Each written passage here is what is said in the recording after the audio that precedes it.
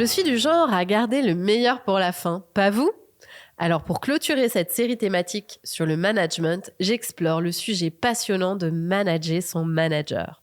Je vous dis tout sur mon expérience personnelle du sujet, les raisons pour lesquelles ce sujet est de première importance, puis je vous donne 6 pratiques que vous pouvez mettre en place dès aujourd'hui pour devenir leader de votre relation manager-manager. Vous verrez que vous avez absolument tout à y gagner. Bonjour mes chers leaders, nous voilà réunis pour le dernier épisode de la série Management. Et nous allons parler d'un sujet de management qui a toute son importance. Manager votre manager. Alors, avant de rentrer dans le sujet, je voudrais vous poser la question suivante. Est-ce que vous managez votre manager? Dans quelles circonstances? Pourquoi? Dans quel but? Si vous avez le sentiment de ne pas manager votre manager, ici, évidemment, le verbe manager étant entre guillemets, c'est une posture, pas une position hiérarchique. Alors j'espère que cet épisode vous encouragera à le faire davantage. En tant que manager, je peux vous dire que moi, j'aime bien être managé par un collaborateur, car cela me donne vraiment le sentiment que la personne d'en face prend ses responsabilités en main, qu'elle a du leadership, et ça m'inspire confiance. C'est aussi le signe que cette personne me fait assez confiance pour s'imposer quand c'est nécessaire, pour me faire des feedbacks, pour défendre ses idées, même quand je ne suis pas d'accord. C'est aussi pour moi un garde-fou. Les premières années de notre collaboration, par exemple, ma collaboratrice, Alice, qui est responsable du marketing, manageait mon besoin de contrôle. Suite à un feedback qu'elle m'avait donné d'être parfois trop impliquée dans les détails quand j'étais stressée, je lui avais demandé de me faire signe quand j'avais ce type de comportement et de me suggérer que ce n'était peut-être pas nécessaire que j'intervienne. Avec le temps, et grâce à justement le fait qu'elle me le rappelle régulièrement, j'ai réussi, je crois, à me défaire de cette habitude, en grande partie parce qu'elle m'a managée. Mais ça peut être aussi quand une collaboratrice me remet sur le droit chemin quand nous avons trop de priorités à la fois et que c'est pas faisable.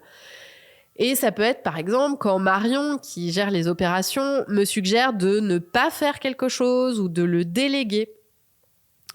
Je suis leur manager, mais il arrive fréquemment qu'elle me manage. Alors, pourquoi ce sujet est important?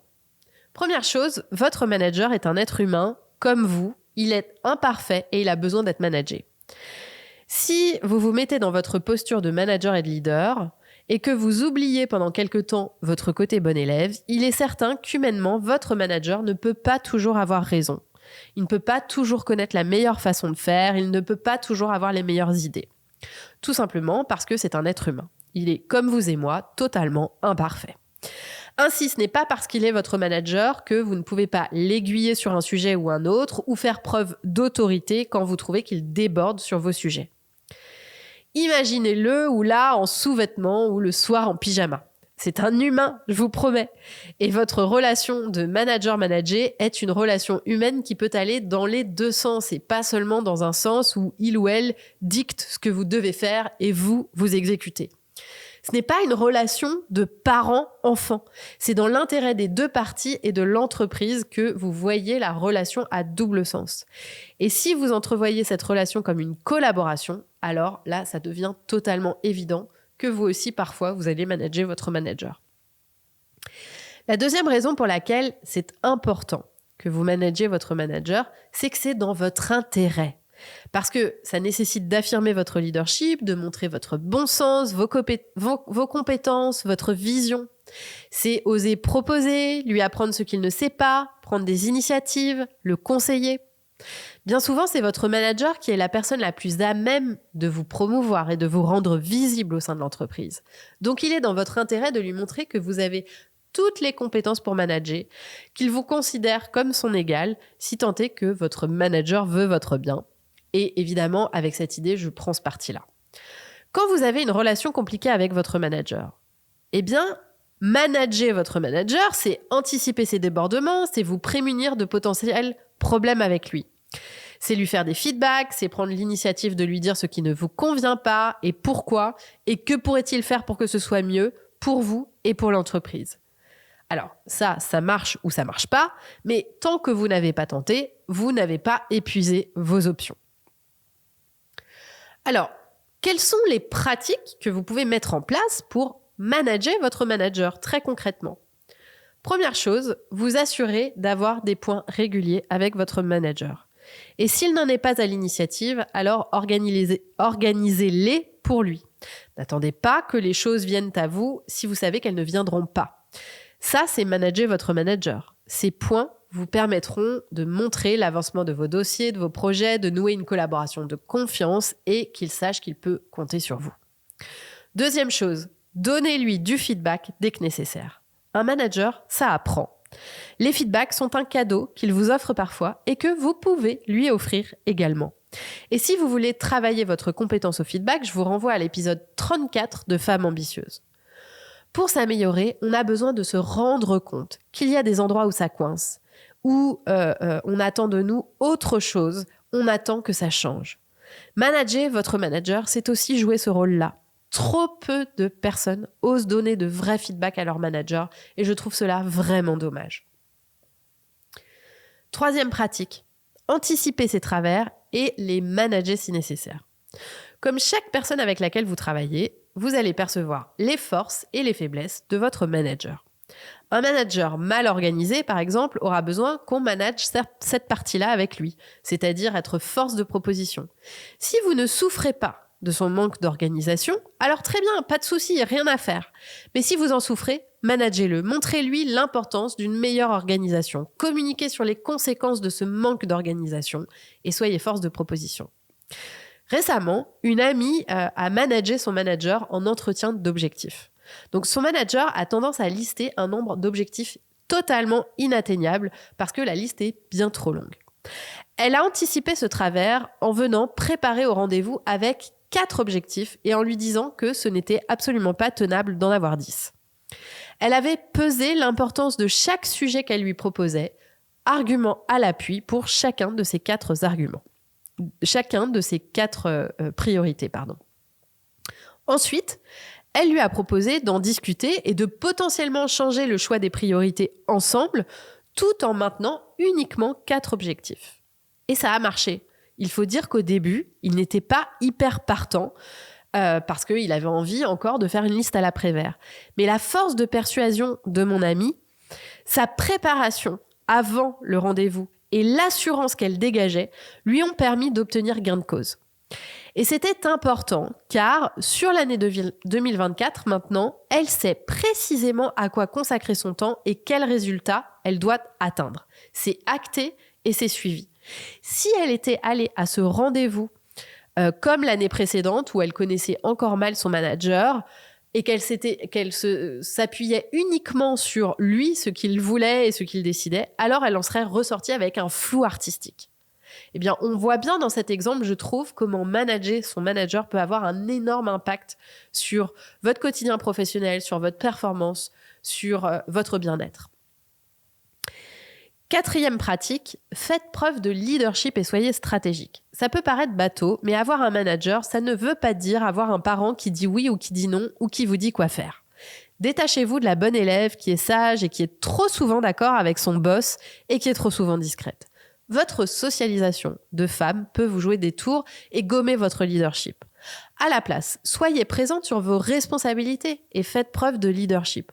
Anticipez les décisions à prendre, proposez ce qui vous semble le mieux au lieu de demander, anticipez les risques, les délais et communiquez à votre manager que sur certaines choses, eh bien, vous avez déjà ça en main, informez-le et avancez.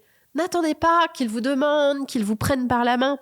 Si vous écoutez ce podcast, vous n'êtes peut-être pas manager, mais en tout cas, vous êtes leader. C'est quelque chose qui vous intéresse. Et donc, soyez-le avec votre manager aussi. Par exemple, vous avez un manager qui est dans le micromanagement. Ne lui donnez pas d'être à la merci des détails. Montrez-lui par vos initiatives, par les projets qui avancent, votre professionnalisme et par le feedback que c'est dans son intérêt que vous avanciez sans qu'il s'intéresse aux détails. Cela nécessite que vous vous sentiez légitime dans vos fonctions, que vous vous fassiez confiance et que vous osiez. Votre manager n'est pas responsable de votre confiance en vous, ni de votre leadership. C'est à vous de travailler de ce côté-là. Et c'est ce qui vous permettra, en l'occurrence, de manager votre manager. 5e pratique, acceptez d'être en désaccord avec votre manager. Vous avez le droit de ne pas être d'accord. Vous avez le droit de dire non. C'est aussi ça, manager son manager. Quand un manager n'a aucun contradicteur, il peine. C'est important d'être mis en question, de réfléchir à différents points de vue, de se challenger. Si votre manager a des pratiques qui ne sont pas acceptables, eh bien ne les acceptez pas. Votre manager a une idée que vous pensez mauvaise, irréalisable et qui n'est pas au service de l'entreprise.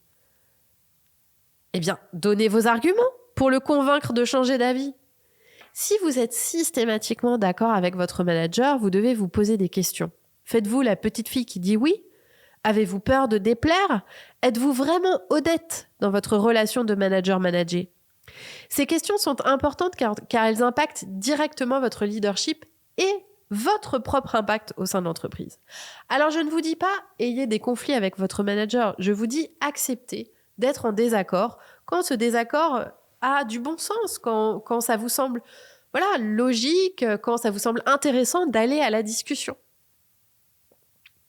Et enfin, la dernière pratique que je vous propose, qui est plus axée sur votre développement professionnel, c'est de prendre les manettes de votre avenir et d'en parler à votre manager.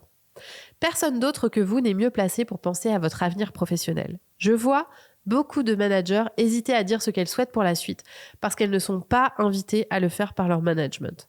Provoquez ces discussions. Osez. C'est un sujet trop important pour qu'il passe à la trappe. Managez votre manager pour qu'il vous accompagne là-dessus en commençant par vous écouter et vous donner du feedback sur vos performances, sur ce qu'il voit pour vous et qu'il vous informe des possibilités. Et puis en parallèle, prenez les manettes. Informez-vous aussi auprès d'autres personnes dans l'entreprise et soyez force de proposition. Mes chers leaders, manager votre manager, c'est avant tout être leader et considérer que vous collaborez avec un être humain et que ce n'est pas quelqu'un de parfait ou d'omniscient. L'entreprise se construit ensemble et vous avez votre rôle à jouer auprès de votre manager, bien plus peut-être que ce que vous vous autorisez. Alors je vous récapitule les 6 pratiques que je vous ai proposées. 1. Assurez-vous d'avoir des points réguliers avec votre manager. 2. Donnez-lui du feedback dès que c'est nécessaire. 3. Anticipez ses travers et managez-les si nécessaire. 4. Faites preuve de leadership et soyez stratégique. 5. Acceptez d'être en désaccord avec votre manager. Et 6. Prenez les manettes de votre avenir et parlez-en à votre manager. En avant tout, chers leaders! L'épisode vous a plu ? Sachez que nous proposons plusieurs formations avec différents formats à destination des particuliers comme des entreprises. Retrouvez toutes les informations sur notre site jennychamas.com ou venez discuter avec nous sur Instagram et LinkedIn.